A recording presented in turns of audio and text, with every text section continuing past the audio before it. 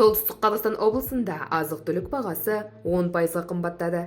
Сәлеметсіз бе? Қазақстандағы соңғы ресми жаңалықтарды бірінші болып білу үшін лайк түймесін басып, арнамызға жазылуды ұмытпаңыз. Ұлттық статистика бюросының Солтүстік Қазақстан облысы бойынша департаментінің мәліметінше, Солтүстік Қазақстан облысында желтоқсан айында инфляция деңгейі жылдық есептеумен алғанда 10,5%-ды құраған деп хабарлайды Бақ.кз. Мәселен, бағалар өткен жылғы желтоқсанда 2022 жылғы желтоқсанмен салыстырғанда азық-түлік тауарларына 9,8%, азық-түлік емес тауарларға 9%, ақылы қызметтерге 13,8%-ға өскен. Бір жыл ішінде жұмыртқа 14,8%, жаңа уланған балық 14,1%, жемістерге 10%, кондитер өнімдеріне 9,3%, етке 8%-ға қымбаттаған.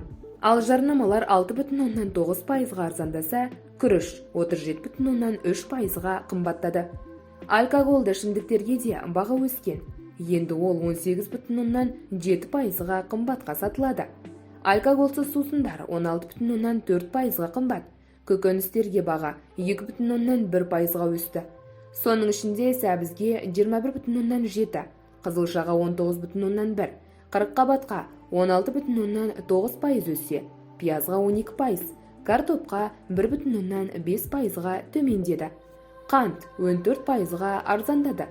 Бұйымдар, приборлар және жиі тұтынуға арналған тауарлар 21,2%, жиһаз және үй тұрмысына қажетті заттар 20,3%, киім және аяқ киім 11,6%, фармацевтикалық өнімдер 9,4%-ге қымбаттады. Коммуналдық төлемақы 15,8%-ға өсті.